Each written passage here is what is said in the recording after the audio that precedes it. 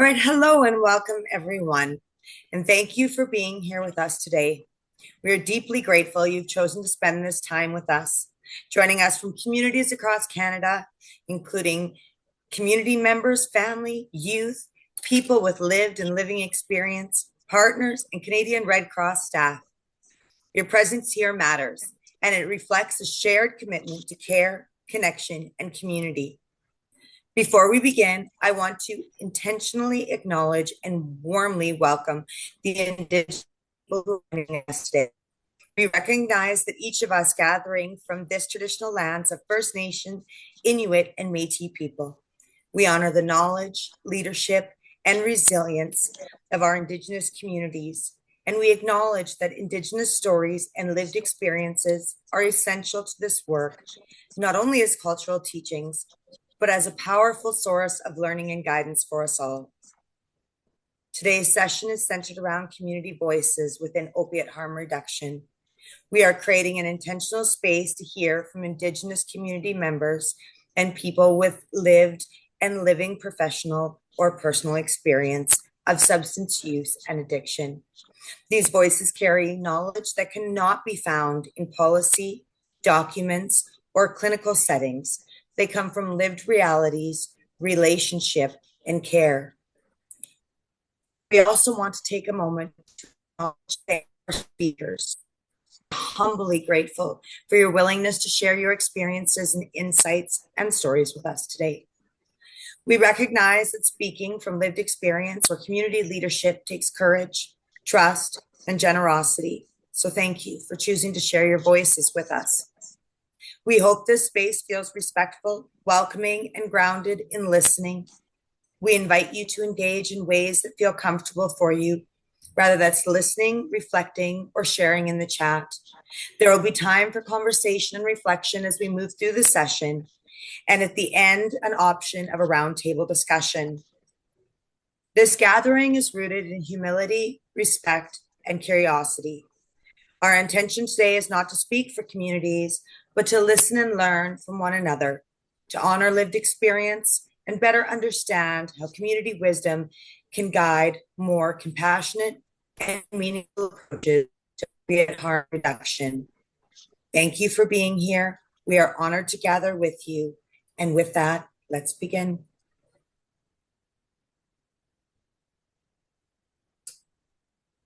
Thank you so much, Kristen. Just before we begin our webinar today, there are a few housekeeping items. This webinar is a three-part series on opioid harm reduction and an Indigenous perspective. To learn more about our webinars at the Canadian Red Cross, you can follow the links that I will be putting in the chat for everyone momentarily. There we go. For questions about our webinars, you can reach us at rrr@redcross.ca. At the end of our session today, we will have an optional 30-minute space for you to join a community discussion with us. All you have to do is just stay on the line after we finish the webinar, and you'll be able to speak with our facilitators and guests today using your camera and your microphone. We are also recording the webinar, and the recording will be shared with registrants, but we will not be recording the community discussion. We offer closed captioning in English and French in your control panel. There's also a Q&A session after the presentation. A survey will launch on your screen after the webinar for your feedback, and any questions, again, rrr@redcross.ca. Back over to you, Kristen. Thank you so much, April. And tawau, everyone. Thank you for being with us today. I'd like to take a quick moment and just state that I am coming to you from a tiny village called Purdue, Saskatchewan on Treaty 6 territory. If you would like to take this opportunity to introduce yourself or to drop your land acknowledgement in the chat, we would love to hear who's with us today. April, if we go to the next slide, please. We are hosting this webinar, Community Voices, because meaningful opiate harm reduction work must be shaped by the people it impacts most. Indigenous communities hold deep knowledge, lived experience, and cultural teachings that are essential to guiding how OHR is understood and practiced. The voices of Indigenous community members, youth, families, elders, frontline workers, and leaders bring context that data alone cannot provide. Their stories help us understand how opiate harm intersects with family systems, culture, history, and community strength. They illuminate gaps in services, highlight what is working, and remind us that healing is driven. When we create space for thoughts, opinions, and lived experiences to be shared openly, we move beyond theory and into practice that is grounded, culturally relevant, and responsive.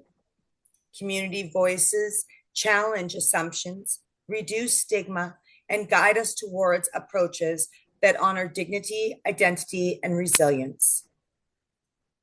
Opiate harm reduction is strongest when it is informed not just by policy and research, but by the wisdom and experiences of Indigenous communities themselves. This webinar is an opportunity to listen, learn, and ensure that community voices continue to shape the direction of this work.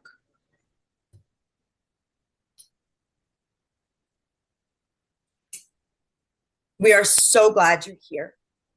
The Canadian Red Cross is here to share information, connect resources in your community. If you need more in-depth support, we encourage you to reach out to the Indigenous Peoples Help Desk. Their advisors can connect you with the right resources, refer you to the appropriate Red Cross department, or guide you to the support that best fits your need. April will be dropping a phone number and email in the chat. We also want to remind you that our links from our previous webinars will also be available in the chat, and April will drop those as well. The first link will take you back to our first set of opioid harm reduction webinars, which focus on the foundational knowledge that really grounds this work. The first opiate harm reduction webinar series is a foundational series perfect for anyone looking to deepen their understanding of harm reduction, whether you're new to this work or you have been involved for a while. Revisiting these sessions help build shared language, strengthen practical skills, and connect the why behind the approaches we're discussing today. Watch at your own pace, return to what resonates, and use these sessions as a resource you can come back to again and again. The first two webinars of this particular series were social prescribing and youth engagement webinars. If you missed those first two webinars, you can catch those recordings as well, and links will be provided. These sessions focused on practical approaches to supporting youth, integrating social prescribing into your work, and helping you make meaningful connections in your community. As we move into this webinar, I want to take a moment to speak openly about the topics we will be covering and create a space that feels safe for everyone.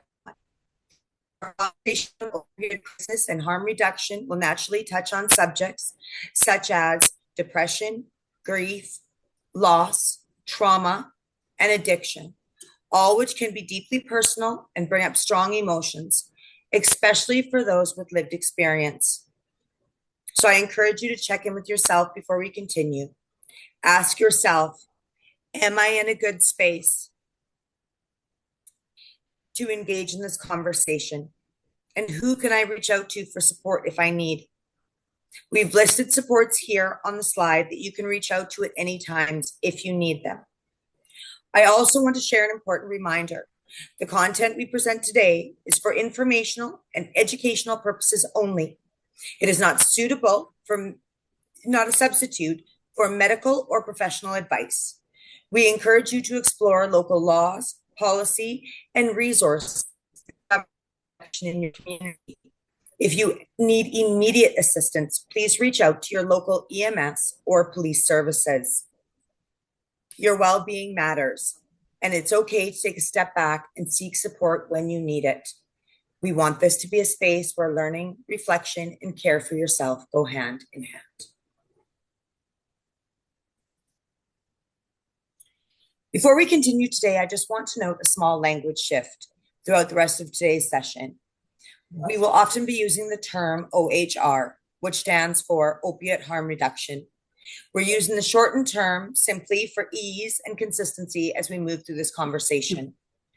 When you hear OHR, please know we're talking about the same compassionate, safety-focused approach that we've been discussing, grounded in dignity, care, and meeting people where they are.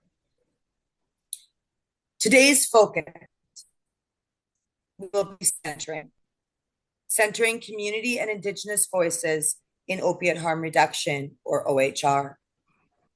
We will be exploring how to strengthen culturally safe and compassionate practices in OHR.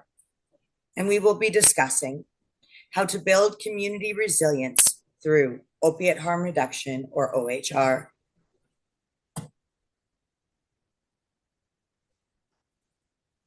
As we reviewed in our last webinar, opiate harm reduction focuses on reducing the health and social risks associated with opioid use by prioritizing safety, dignity, and well-being rather than requiring abstinence. Key strategies include naloxone distribution, supervised consumption services, syringe exchange programs, education on overdose prevention, access, and strong community support networks that reduce stigma.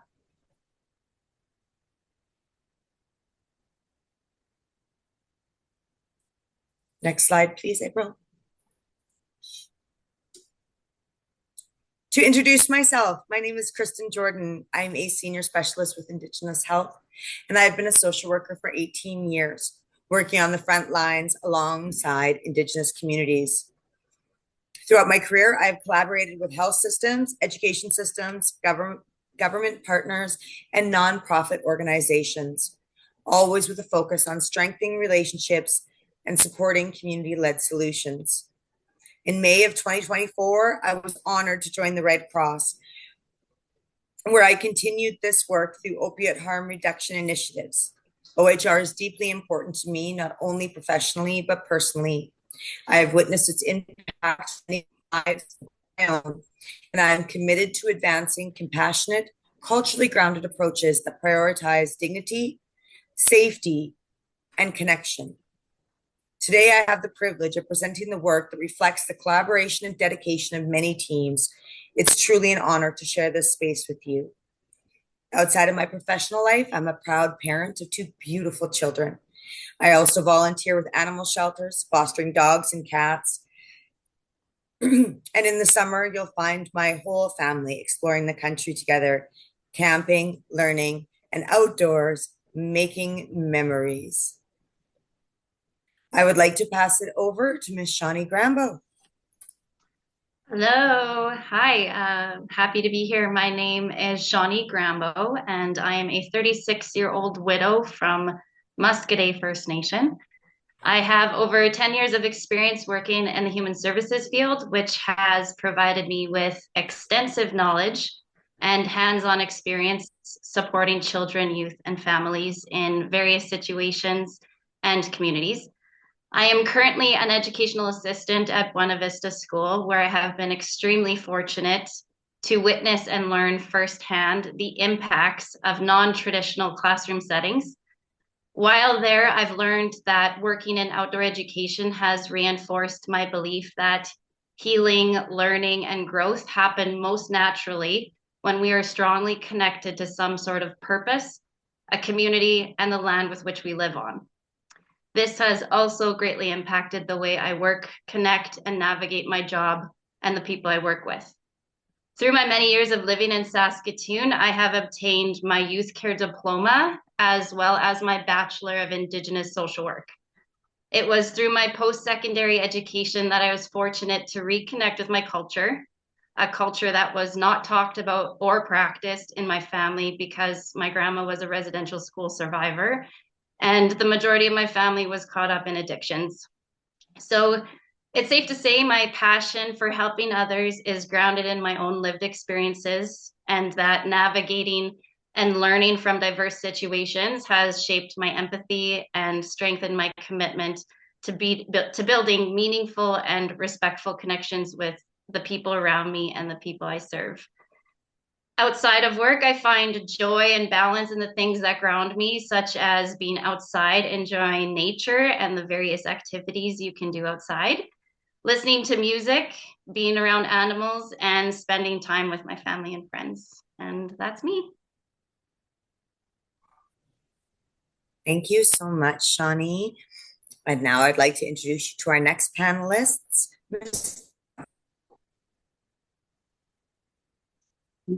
Hi, my name is Tara Kennedy.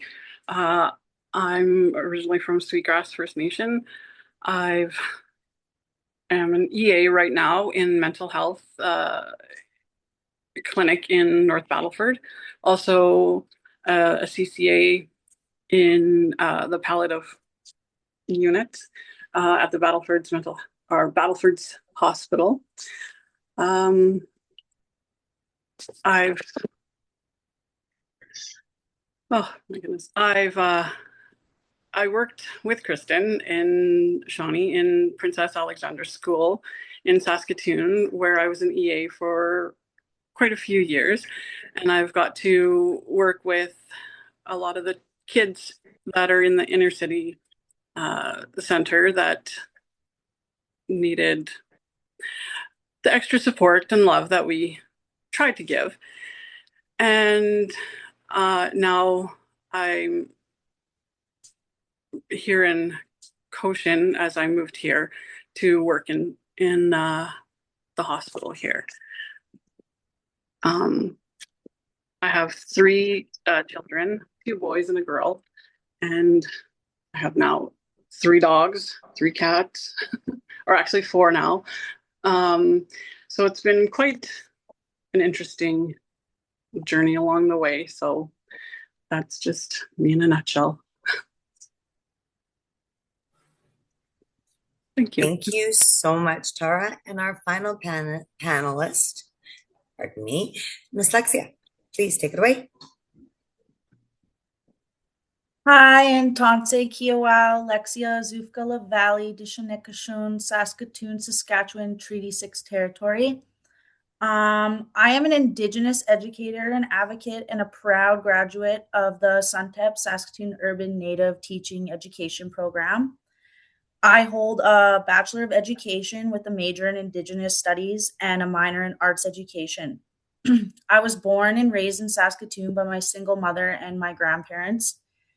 My life and work are deeply rooted in community, culture, and lived experiences. Growing up, I witnessed the impacts of substance and addiction within my family and community. At a young age, I was exposed to drugs and alcohol and later experienced firsthand how opioid medications can take hold following medical treatment. After high school, as the opioid crisis intensified and many of my loved ones were lost, I struggled with opioid dependence while pursuing my university education. During my time in the SUNTEP program, I navigated addiction while working toward my degree. Following resilience and determination in the face of systemic barriers, it was hard, but after suffering a severe ankle injury, I experienced discrimination within the healthcare system and nearly lost my life due to a mixed drug complication during surgery. These experiences deepened my understanding of how Indigenous people are often treated within mainstream medical systems, and how systemic oppression continues to impact care and recovery and outcomes. I also have navigated mental health challenges my entire life, as well as my family members, and the complexity of prescribed medications, further shaping my perspective on harm reduction and culturally responsive care. My recovery journey was strengthened through Narcotics Anonymous and reconnecting with my spirituality and my relationship with my creator. Today, I use both my professional training and lived experiences to advocate for opioid harm reduction, culturally safe healthcare, and Indigenous-centered approaches to healing. I am passionate about creating safer pathways for Indigenous youth and communities and about challenging systems that don't serve Indigenous people fairly. Thanks. Thank you so much. That was beautiful. Now, as we move forward into the next part of our webinar, we're going to shift our format a little. Rather than continuing with presentation styles, we'll now be moving into more of an interview style conversation. I will be asking our our panelists a series of questions and give them all space to share professional insights and their personal experience related to OHR. This approach is intentional. We know that some of the most meaningful learning comes through stories, reflection, and lived experience. By creating a space for open conversation, we hope to deepen the understanding, highlight the real-world realities, and honor the voices of those doing the work and living it every day. There are no right or wrong answers here. This is about learning, listening, and connection. We invite you to stay present with us during this conversation and reflect on what resonates with your own experience or community. We'll also leave time towards the end for audience questions. With that, I would like to invite our panelists into the conversation, and we'll begin with the first question. And we will begin with Tara. Hi. Tara, what strengths do you see in youth that are often overlooked when we look at OHR? Oh, I think a lot of the kids that I've worked with are very resilient. Like they can talk to you and they just want you to trust them and they need you to just be there for them. And I find the ones that I've worked with in Princess, they would show up every day, whether they had to walk 4 or 5 blocks or if they had to walk 10 blocks, 15 blocks, or, a lot of them really would be there for each other, for their friends. They would always support each other. When one of their friends was having any kind of issues, they would always seem to rally behind each other. They just were resilient. Like no matter how many times they got knocked down, they always seemed to come back up. And whether some of the kids had, like a lot of drugs were in their household or gang members were in their household, they always seemed to figure out a way to show up, be there for their friends, and always be there for each other, I found. No, I love that answer because I sometimes think we don't give our young people enough credit for how resilient they truly are. So I'm going to go over to Shawnee. Shawnee, why do you think age-appropriate harm reduction is so important? Because I've personally experienced and seen firsthand the impacts and divide that opioid use can cause. Growing up, my mom suffered a major injury in her back and was prescribed strong medication for the pain, but because the pain was persistent, over time she became dependent and it started causing issues in the family, in her work, and eventually ended up with her becoming estranged with my sister and I because she chose her addiction. So I've seen firsthand how it divides families and communities and how it adds to the stigma. But what I've come to realize is that we live in a world that is so quick to prescribe that it gets normalized and becomes part of a lot of people's surroundings and becomes their normal before it's too late. And that doesn't have to be the case, in my opinion. Youth and families just need to be supported, connected, and empowered. And with harm reduction education, it gets youth mentors and peers talking about the tough stuff while working together to create safe spaces and healthy connections to non-traditional ways of knowing and healing. So having discussions and including youth voices in all aspects is so important and a step in the right direction, in my opinion.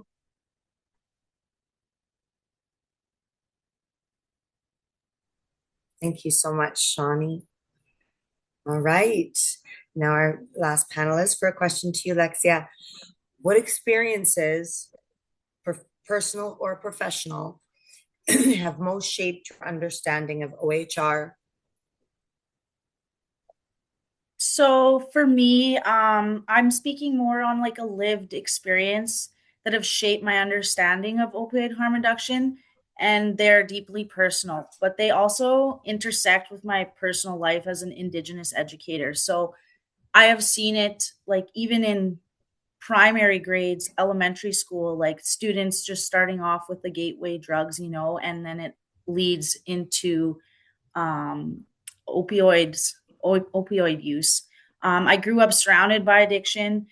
Substance use was not something distant for me. It was woven into my family and community. I witnessed the loss of loved ones to opioids. And after being prescribed opioids following surgery, I experienced firsthand how quickly dependence can take hold. During my university years in the SUNTEP program, while working toward my Indigenous educator degree, I was quietly battling morphine use. So at the time, I was watching friends and family members lose their lives to the opioid crisis.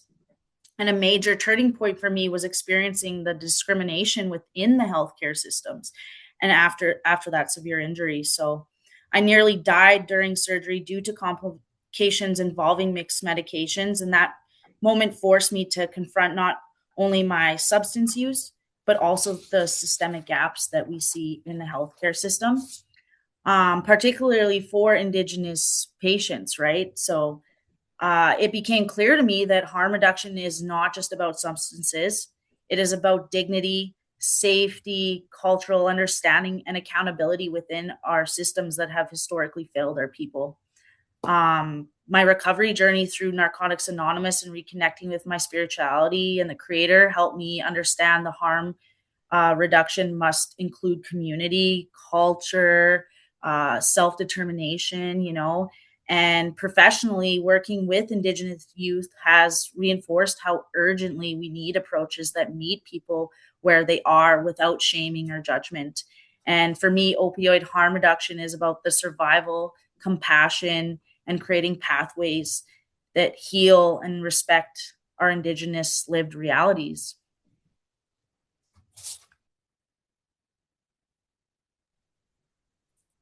Thank you so much. So now, Lexia ended off talking about our youth. So back to Tara.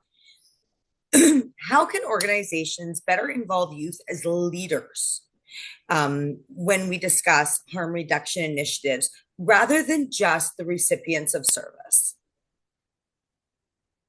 Oh, I think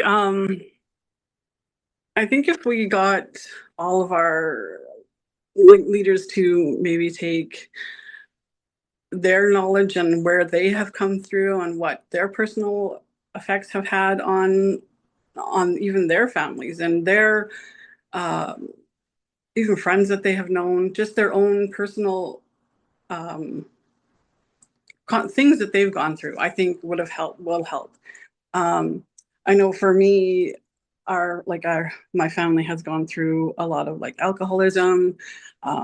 We've had, I've had family members who have been in gangs and just all sorts of different things like that. And I think if our leaders could just touch on even some more personal level, I think that would help. Even if we could get a little more training in for them to help and understand where we're all coming from and where some of these people have had their traumas and what they have gone through to get where they are today, and that not everyone has the resources that we could, like some of us have.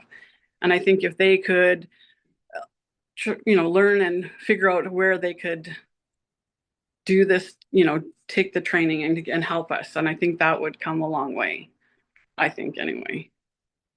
So that's... Thanks, Tara. I'm going to expand on the question, as I know both Shawnee and Lexia, you work with our young people. So just a quick expansion on the question. Do you currently see ways of your work where you're moving, possibly at-risk youth into that more leadership position that could really advance opiate harm reduction? Do either of you see that happening within your schools in any way that you may be willing to share an example? Well, for me, like I've seen intergenerational strength throughout the educational system, right? So for a long time, our families have faced addiction, loss, and systems that have treated us not fairly, right? And so, especially like with youth, like it's important to intersect and get in there before they start heading down these pathways, right? And so being at a school that is Cree bilingual, I have a lot of Indigenous youth, and I get to see firsthand the families that are facing opioid addiction and stuff like that. So it's just important that we break down those barriers for them and provide help within our systems and connect them back to their culture and, just preach and intersect before stuff like that starts happening and to give them those local supports. Thank you so much. I can speak to that to a degree. I work with the quite young youth, and what I've found that really helps, like Lexia was saying, that intervening prior to that opioid use or exposure, I guess, is I found what's really powerful with youth is having them find a purpose, having people, strong role models who can help them find a purpose and bring out their talents and the creative things that they bring to this world. Because I know for me as a child, my creativity didn't really come out very strong until later on in life, because when I was at home and there was opioid use being present, I was forced to grow up a lot faster than I needed to. So, but I turned my hurt into purpose, and it's where it's got me to where I am today. Thank you, Shawnee. I'm seeing a theme that I love here in this panel, and that theme is, when we're looking at youth and we're looking at engaging youth and engaging them in our communities, social prescribing, that idea of proactive versus reactive, which is one of the things as a social worker I live and breathe by. So anyway, back on track. Shawnee, next question to you. From your perspective, what does opiate harm reduction look like if it is truly working in the community with youth? For me, when harm reduction is truly working for youth, it means there's active education and people are talking about the tough stuff to help end the stigma, so that young people feel safe and encouraged to reach out in vulnerable situations and times. It means meeting them where they are at with support and without judgment. It means youth are able to navigate their lives successfully without barriers such as long wait lists for services and no access to safe spaces or mentors. It looks like youth are actively engaged and encouraged to find their purpose, like I mentioned, in life, and use their strengths to find their place in this world with healthy supports. Again, like I said, much like Lexia, I am a firm believer that youth need to connect and have relationships with people who have had lived experience or who have been there, done that. It provides people with dignity, humility, and trust in a situation where so many people are misunderstood and judged. And I think that's very important. When we combine harm reduction with community-based and culturally grounded supports, we create safer and more meaningful pathways forward.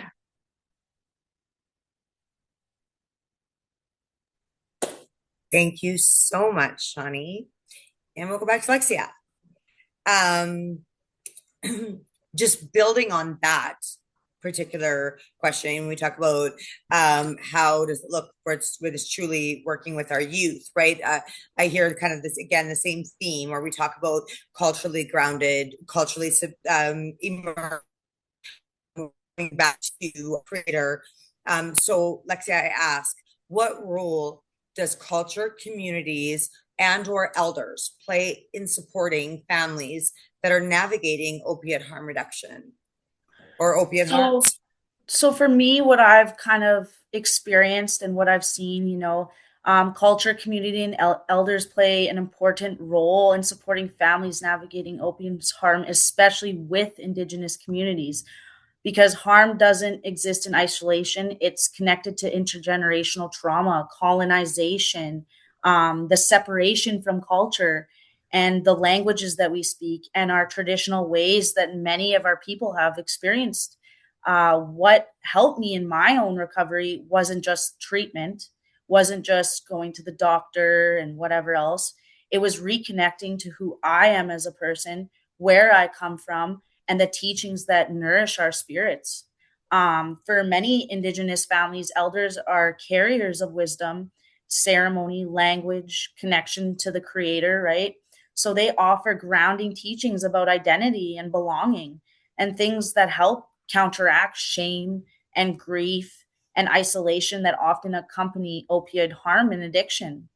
So through prayer, smudging, talking circles, and traditional ceremony, elders help individuals heal in a holistic approach rather than a westernized way of thinking, which would be like emotionally and mentally, physically, and spiritually. These cultural practices remind us that we are not alone and that our ancestors walk with us and that healing is not possible, but it's sacred to us. Community support, whether from family or Indigenous healthcare workers, our peers, or cultural groups, creates safety and trust, right? Because with our youth, you have to build up that safety and connection in order for them to even trust you first, So, and in Saskatoon, Indigenous-led harm reduction work recognizes that healing must incorporate culture and community supports. So not just clinical interventions. And then services such as like Prairie Harm Reduction act as community hubs where people can access resources, meet with elders, and find judgment-free support. Connecting families with things like elder-led supports, cultural programming, community healing circles has been shown to strengthen our resilience and improve outcomes because it connects people to their identity and their spiritual grounding, right? And for Indigenous families navigating opioid harms, culture isn't optional, it's medicine. So it strengthens identity and brings our community together and honors those lived experiences, whether it be residential schools or, just even stereotypes that we face every day. And yeah, so. Thank you so much for that. So I'm going to move back over to Tara, and I would like to build off what Lexia said. But what I'm going to ask you, Tara, is what kinds of non-medical community-based supports have you seen that make a difference for youth? So when we talk about social prescribing, and please think back in your time into the schools, what activities that were put into place, cultural activities, creative space, sports, I would love to hear some examples of things that I know personally that you led and engaged children in that helped keep them on a healthy path. Yeah, for sure. When we were at Princess, and I miss that school deeply, and I have very strong topics, strong opinions on that school. But when I was there, I really I thought the programs that we had were really good. Like the hockey program that we had, that anyone and any age could go and play, and we would pick them up. We would have practices, and I think that was a really big sports was a big thing for them. And just some of them never even had a chance or would ever have a chance to play in a hockey setting at all. So I think that was a big one. And I really enjoyed how much those kids just got into it and loved and thrived. And, you know, when they would score, they would be so happy and excited for anyone who got the goal. And I think with that, the kids started to really trust you and talk with you, and you know, you got that connection with them. And I think that was a huge part of it. We also, I quite enjoyed when we would do the sewing program, when you would make your own regalia, any of the beading kind of work that was done. I thought that was great. You know, it was good for everyone to have the option to make your own ribbon skirt, or you know, anything that you were really proud of. And some of these kids, they were made beautiful stuff. And the cooking program, I think that was really great, showing them that even with the basics, little stuff that they had, or you know, had in their homes, what you could make and what you could do. And I think that was a good program also. And just even, and the cadets, with the police, I think that was really good, because then it got to show the kids that yes, some of the police aren't always honest and there for you, but there are quite a few that are there for you and will be there and protect you. I thought some of the constables that they worked with were great. But I think my favorite was the hockey, just how much these kids enjoyed that program. And also the football program I found was really good. And the kids enjoyed those programs. So those are my favorites anyway, that I remember. And yeah, I really miss those days. No, and I 110% agree. We had this conversation in the last webinars roundtable, that I said that sometimes, you know, people don't realize how far back and deep opiate harm reduction goes. Some people will say to me, oh, well, I just coach this, or I volunteer with this hockey team, or I teach this child beading.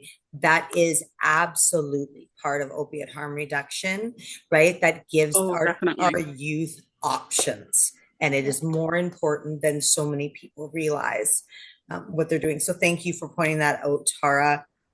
Can I add to that, Kristen? Yeah, 100%. Just back to my experiences with my opioid use in the home, working with the kids in those sports, because as Tara said, we worked together at Princess. The one thing that I thought was so cool to watch was these kids exposed to these programs, and programs that let them just be kids, let their strengths shine or find new strengths. And it was so cool to watch all of that come together and come out, because like I said, in my experience, you go home and you're the adult sometimes. So yeah, that was my thoughts on it. Go ahead. I also do agree with you as well. Like, it's that iceberg effect, right? Where it's surface level stuff, but underneath it goes back to giving them purpose, giving them a place to, you know, go and just be themselves. Like in the Magpie program, I was fortunate to take place. We went to Brightwater, and I saw the kid. We got to sleep in teepees overnight. They got to learn how to like tan hides and process hides. And like, those are things that they can take away and take with them instead and give them other resources rather than what they're used to and what they're exposed to. So I totally agree with you. Yeah, and I will forever say this. I'm hoping that this particular opioid harm reduction webinar series grows into, and there's lots to talk about it, grows into multiple youth webinar series, because I think sometimes people don't understand how deep that goes, how meaningful it can be, and the shift on who the youth are as a person, their values, their beliefs, their trusting relationships. I mean, this is all stuff that their confidence in just having that cultural connection, right? It's all stuff that does lead to very people choosing healthy paths in the future. So, all that being said, Shawnee, how do you approach conversations about substance use with youth in a way that doesn't feel non-judgmental, that feels respectful or empowering? That could, to me, comes down to you hear it in the social work field all the time: build rapport. And, sometimes that's so much easier said than done. I've definitely learned that along the way. But I found that it's so important to meet youth where they're at. I like to also try and see both sides of the perspective. To me, that just comes off a little, we can't be judgmental. So when you see both sides of the perspective, you're, I don't know what the word is, but just having that open conversation and hearing the whole story type of thing. And then once rapport is built and respect for each other is built, I, like Lexia, again, I like to include my own experience and just show them that, I'm human, they're human. Mistakes can happen, hiccups happen, and it's all part of life. It's all part of the process. And I like to include that because I was very fortunate that I turned my hurt into my purpose and my drive. And I, that's why I'm here today. And it's why I love what I do and why I love helping people. It just makes me more vulnerable to who need to the people I work with. And I think, like, as most people probably have seen, youth need transparency because they're transparent. So the more transparent that you are, I found in my experiences, has worked, and it's pretty magical.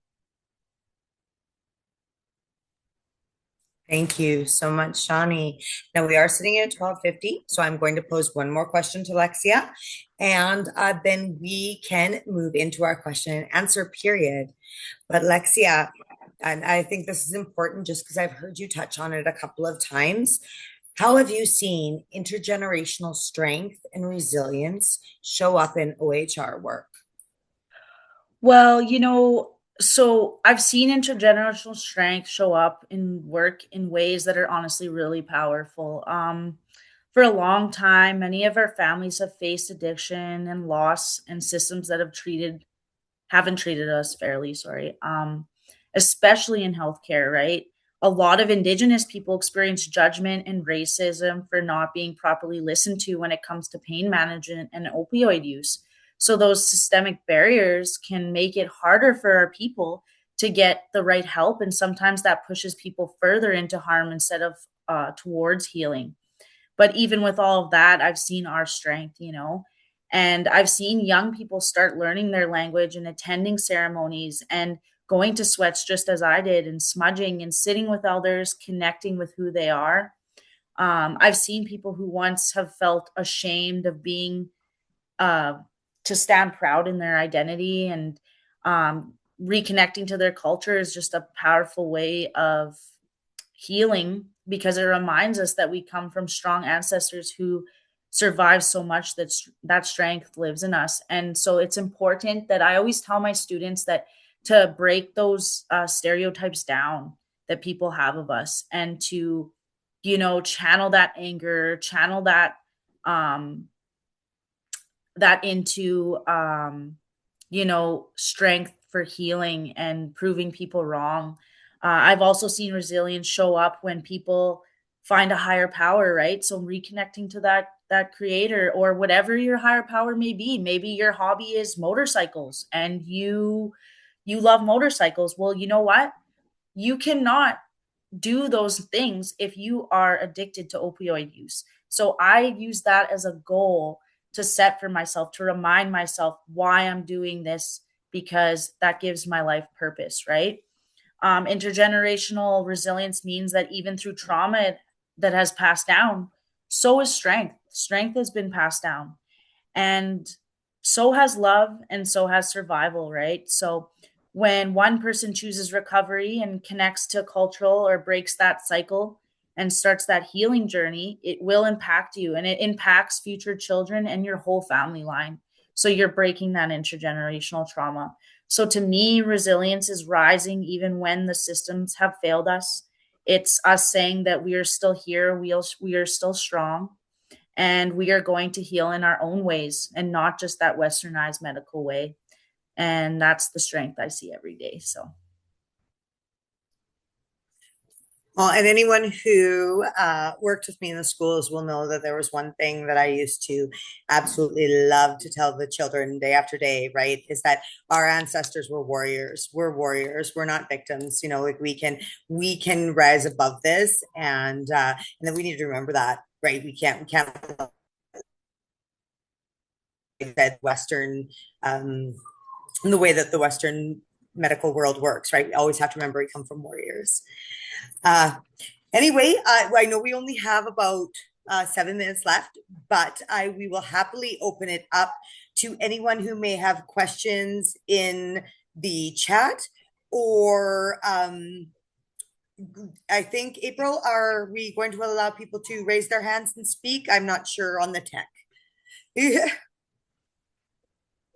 Hi, yeah. So as we open it up to Q&A, folks, if you would like to raise your hand to actually join our guests here and ask your question with your mic, just go under React in the control panel and click raise your hand, and you'll have microphone access, or type them in the chat.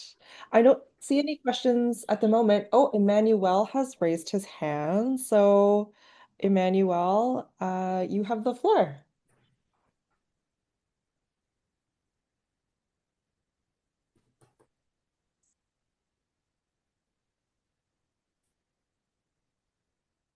Hi, Emmanuel. Can you hear me? Yes. Okay, so I've been listening, with rapt attention, all the conversation, the experiences and everything.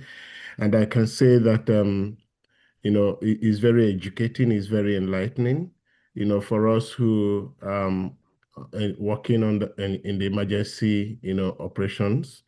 It's good for us to identify the stressors, the triggers, and pay watchful attention to these young ones, especially when they're evacuated from their communities to the town, where a lot of influence will come around them. People want to take advantage of their vulnerability because they don't know how to navigate around the city. They don't know anywhere. Maybe some of them have not been out of, the reserve since they were born. So we want to be watchful. We want to look at all these things and see how we can mitigate it. And maybe, like it was earlier said, that we don't want to be reactive, but we want to prevent it from happening. So yeah, it's very, very important. And I appreciate all of you for your experiences and everything that you have shared, with us on this platform today. Thank you very much. Thank you for that comment. We appreciate it deeply. I know we had some panelists up here that it was their first time on webinars, and there was some nerves. So to hear that kind of positive feedback means the world to us, Emmanuel. Thank you so much. We deeply appreciate it. If there are no other current questions, I would love to end us off with one more question, just open to the panel to anyone who would like to answer it. April, are there no other questions in the chat or no other hands? I'm seeing one question from Jennifer McDonald in the chat. Perfect. And we'll go to Jennifer. The question is, for our guests today, can you give us a couple of examples of the person's purpose? Because I think that was mentioned in the conversation.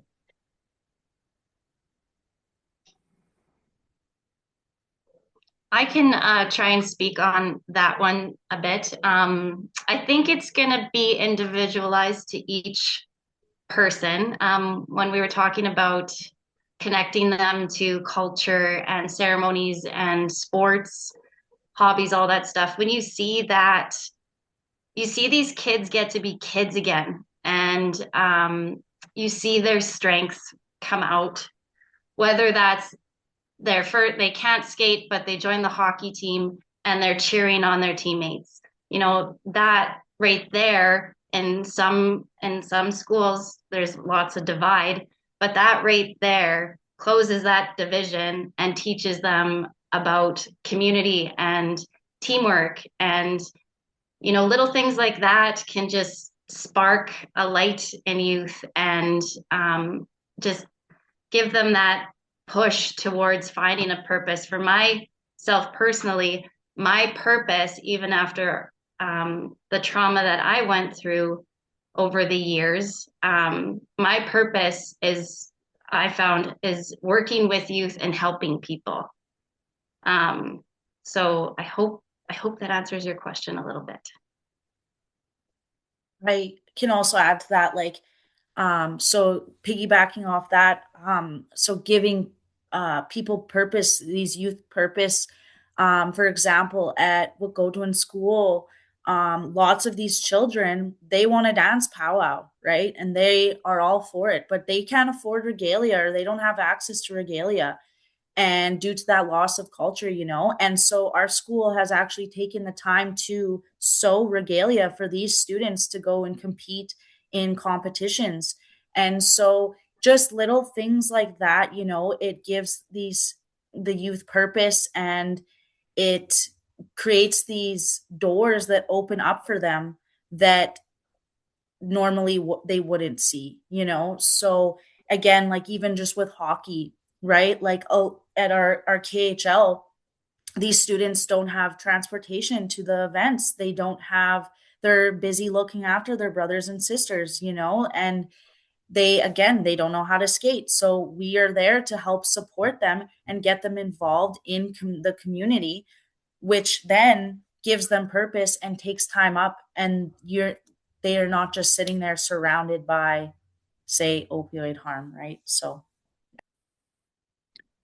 And for me, sorry, I found that when I was working at Princess, the kids that I worked with, they always would call me Miss Tara, or they would eventually be like, you're like a mom to me. And you're easy to talk to. And like, you're always there for us. You never turn us away. Like, there were times when I'd leave my phone on the table, and next thing I know, I've got them singing, they're singing songs because they're recording themselves, playing music and anything.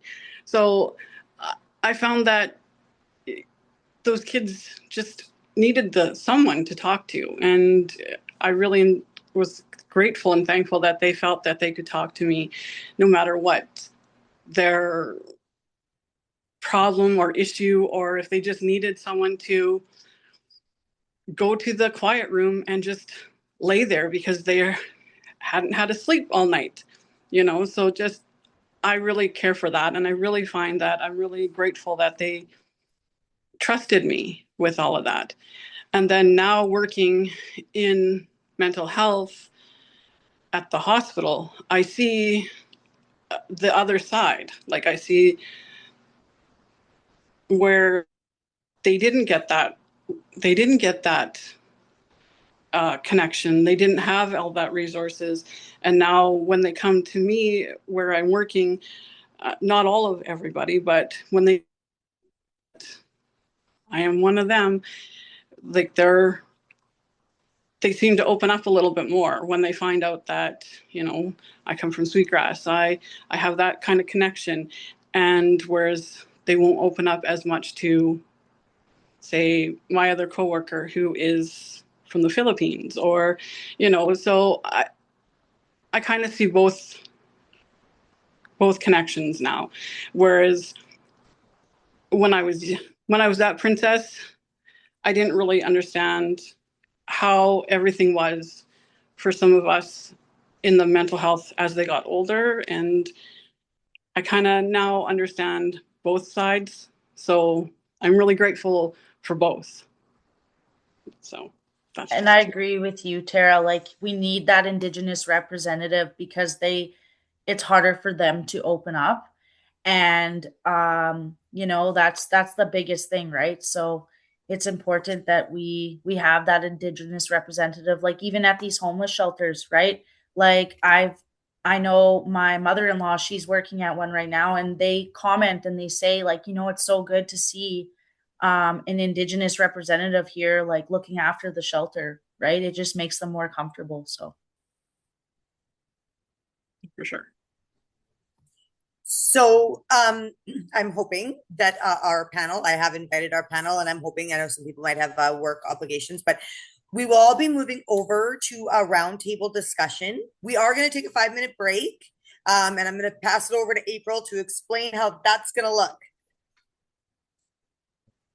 Awesome. Thanks, Kristen. So everyone who is interested in continuing this conversation, whether you just like to listen in, or you would actually like to participate and join the dialogue, all you have to do is just stay on the line. We're going to take, again, 5 minutes, as Kristen said. So on the 8th minute of the hour, we'll come back and I will click a button that allows you to turn off your mic and join the conversation or join us as panelists. So just hang out with us and we'll see everyone in 5 minutes. Thanks so much.